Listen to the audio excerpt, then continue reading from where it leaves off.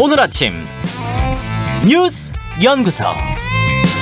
오늘 아침 뉴스의 맥을 짚어드리는 시간 뉴스연구소. 오늘도 두 분의 연구위원 나오셨어요. CBS 김정훈 기자, 뉴스톱 김준일 대표, 어서 오십시오. 안녕하세요. 예, 오늘 첫 번째 뉴스 뭐부터 분석해볼까요? 네, 한일 정상회담 불발, 누가 발을 뺐나? G7에서 말입니다. 네, G7 정상회의를 계기로 추진됐던 한일 정상 간 만남이 불발된 뒤에 지금 양국 간 진실 게임까지 벌어지고 있습니다. 우리 정부 당국자가 밝힌 바에 따르면은 문재인 대통령과 스가 일본 총리는 G7 정상회의 기간 약식 정상회담 개최를 잠정 합의했습니다. 시간하고 장소까지 다 잡았다는 거잖아요. 예, 어느 정도 그 정도 윤곽이 나왔다고 하는데 예. 그러나 결국은 성사되지 않았어요. 일본 측이 동해 영토 수호 훈련을 이유로 들어서 회담에 응하지 않았다는 게 이제 우리 정부 측의 설명이네요. 이래서 일본이 외교적 결례를 범했다 이런 지적도 나오고 있고요. 네. 하지만 일본의 설명은 달랐습니다. 일본 관방장관은 스가 총리 일정 등의 이유로 회담이 열리지 않았을 뿐이다. 한국의 일방적 주장에 유감이다 이렇게 항의를 한 거죠. 도쿄올림픽을 앞두고 두 정상이 만나서 한일 관계 정상화에 물꼬를 좀 트나 했는데 만남은 불발되고 오히려 그 책임 공방까지 벌어지면서 양국 간 화해 분위기는 더 기대하기 어려워졌다 이런 해석이 나오고 있습니다.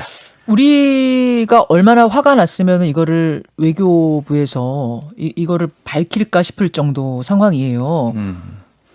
우리 외교부 말대로라면 상당 결례거든요. 지금 시간하고 장소 다 정했는데 취소가 됐다. 근데 일본 얘기는 지금 그러지 않았다는 거예요. 예. 저는 이 그러지 않았다는 일본의 얘기가 약속 자체가 없었다는 얘기인가 아니면 약속은 잡았었는데 일방 취소가 아닌 합의하에 취소를 했다는 얘기인가? 이거 어느 쪽으로 해석해야 됩니까? 일단 이 약속이 있었는데 이거 자체 이제 워딩이 잠정 합의예요. 그러니까 잠정 합의에 대한 무게감을 전혀 다르게 해석을 했다. 한국에서는 이거는 예. 잠정 합의든 뭐든 합의 쪽에 무게를 둔 거고 일본에서는 잠정 쪽에 이제 무게를 둔 것이죠. 그럼 약속 자체가 제대로 성립되지 않았었다는 게 일본의 주장인 거예요? 일본의 주장인 거죠. 그러니까. 근데 이제 이거를 이제 취소한 명분 자체가 이 독도 지금 훈련이잖아요. 예, 이게 1986년부터 매년 열리던 거거든요. 그러니까 오늘부터 시작한다는 거죠. 그러니까 이게 아무 의미, 그러니까 매년 열리던 건데 이거를 지금 갑자기 얘기를 꺼냈다라는 거는 네. 그냥 할 의사가 없었다 처음부터. 아니면은 실무진에서는 얘기가 됐는데 스가가 갑자기 이거를 틀었다.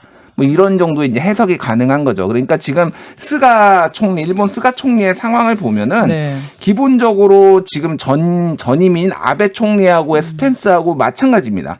강제징용, 위안부 배상 판결 이거 한국 정부가 해결해. 그 전에는 우리 대화 안 할 거야. 이 기조가 이미 계속 이어지고 있고 네. 작년에도 그래서 한국에서 열리는 한중의 정상회담 네. 12월에 열리기로 예정돼 있었던 거 안 왔잖아요. 그랬었죠. 그것도 안 왔던 것도 똑같은 기조예요. 이거 해결 안 하면 우리 대화 안 해라고 지금 그 스탠스가 계속 이어지고 있다라는 건데 그러려면 굳이 잠정 합의까지 할 이유가 있었을까? 그래서 이거는 뭐 소위 말해서 한국을 조금 물먹이려고 지금 일부러 이랬나? 이런 것까지 좀 약간 의심이 될 수 있는 상황이에요. 참, 잘 이해가 안 가요. 최근에 배경을 한번 좀 살펴볼 수가 있을 것 네. 같은데요. 그 일본 배상 책임에 대한 그 한국 법원의 판결들이 좀 엇갈리지 않았습니까? 엇갈렸죠. 우리 정부로서는 껄끄러운 한일 관계를 이제 더 끌어봐야 좋을 게 없다 이런 생각을 했었을 겁니다. 일본으로서는 그 냉랭한 한일 관계가 도쿄올림픽에 부정적 영향을 미치는 것 계속 좀 부담스럽게 우려를 했을 거고요. 네. 이런 이해관계가 맞으면서 한일 정상회담 분위기가 좀 무르익은 것인데 저는 아마도 스가 총리가 전 국내 정치 위기가 좀 발목을 잡지 않았나 싶은 생각이 들어요. 일본 국내 정치요. 그렇습니다. 어떻게 돌아가고 있습니까? 코로나19 위기 속에 일본이 지금 너무 대처를 못하고 있다. 이 국내에서는 일본 국내에서는 지금 비난 여론이 빗발치고 있죠. 예. 이런 상황에서 국회 회기 연장 문제로 야사당이 지금 스가 총리 그 내각 불신임안을 추진하고 있어요. 지금 그러면 돌아가면 영국에서 일본으로 돌아가면 바로 그 불신임 문제를 그렇습니다. 받아들여야 되는 상황인 자리에서 거예요. 물러날 수 있는 스가가? 그런 위기에 몰려 있는 상황이거든요. 그러니까 이 판에서 스가 총리가 한국 정상과 손을 잡는 모습을 보여주는 것이 자신의 정치 생명에 결코 유리하지 않다 이런 생각을 했을 수가 있을 것 같은데 결국에는 뭐 일본의 국내 상황, 일본의 정치 상황들이 좀 다독여져야 그 이후에야 이제 한일 그 화해의 좀 계기가 좀 포인트가 마련되지 않을까 이런 생각이 드네요. 이게 약속을 어쨌든 뭐 잠정이든 뭐든 했다가 깬 거라면 상당히 무례한 거는 맞거든요. 이게 정상회담 아닙니까? 실무진 회담도 아니고. 이 자세한 이야기는 그리고 G7의 어떤 전체적인 평가 2부에서 김준영 국립외교원장과 함께 좀 짚어보기로 하죠. 두 번째로 갑니다. 여의도 표준 되찾아라 민주당의 고심입니다.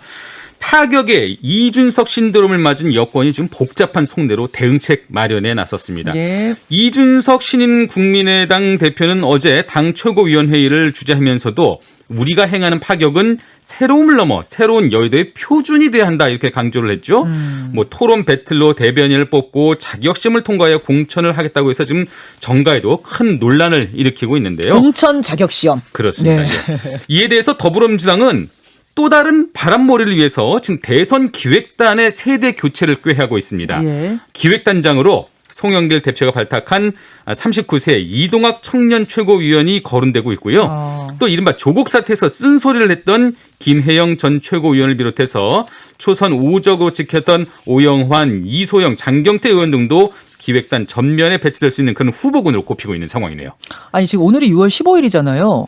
지금 민주당 시간표대로라면 6월 30일이면은 저 예비 경선을 위한 후보 등록해야 되거든요. 예. 근데 아직 기획단도 못 꾸린 상황이어가지고. 네, 지금 갈 길이 바쁩니다. 예, 물리적으로 지금 경선이 제 시간에 될 수 있는 건가 싶기도 한데 잠시 후에 역시 대선 주자입니다. 박용진 의원 연결을 합니다. 인터뷰를 합니다. 제가 질문을 좀 드려보도록 하고 김준일 대표. 예. 정말 정치권이 롤러코스터 탄 것 같아요.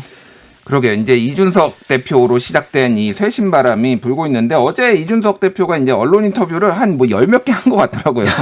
근데 이제 라디오 인터뷰에서 얘기를 했는데 자격시험 내년 이제 6월에 있을 지방선거에 대해서 자격시험을 치르겠다라는 거를 분명하게 했어요. 그러니까 지금 이제 지방의회에 대한 불신들이 굉장히 많잖아요. 네.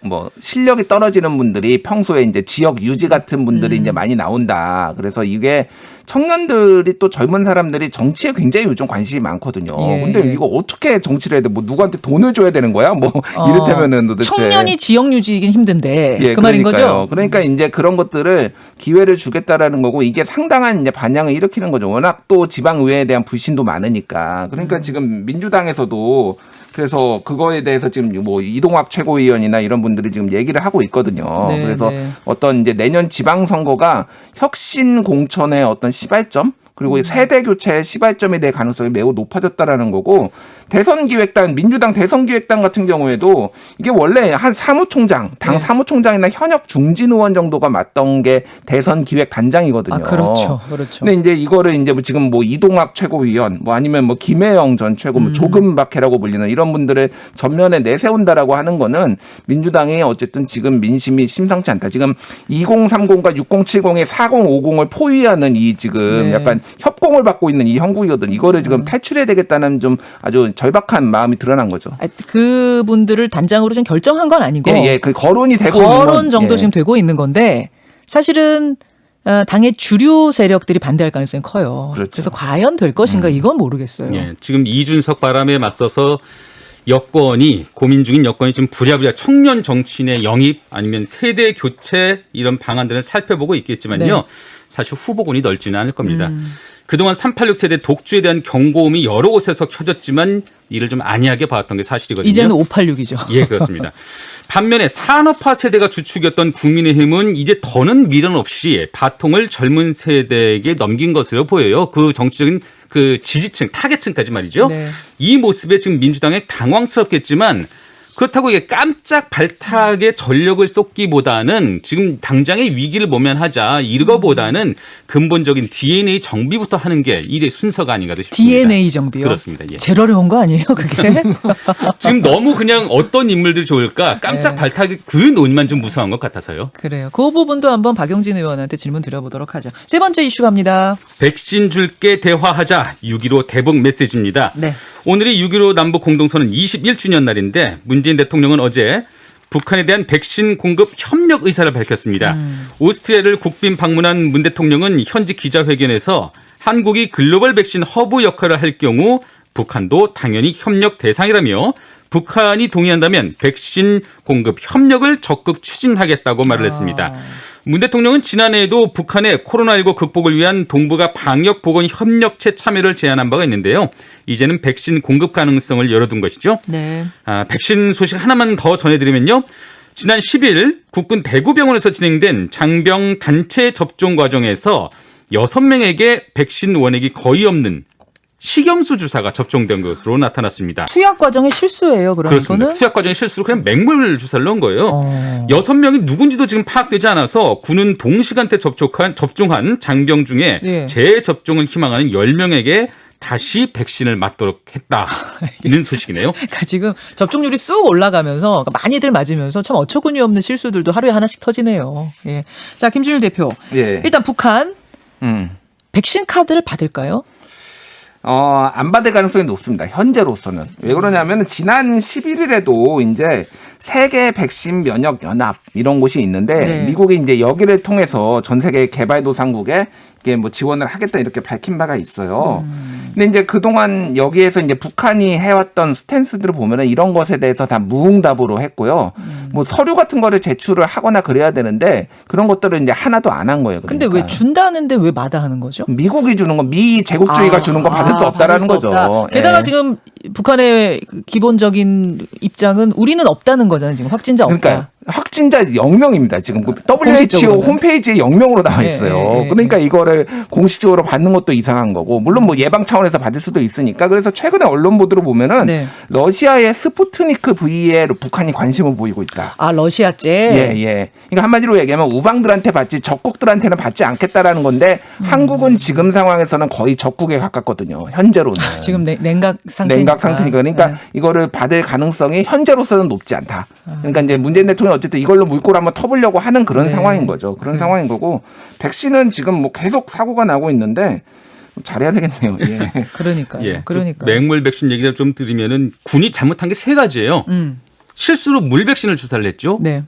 그 대상자가 누군지도 모릅니다. 파악도 못하고 있습니다. 그렇죠. 또 변명과 해명에 급급했지 제대로 된 사과도 즉각 안 하고 있어요. 안 했어요.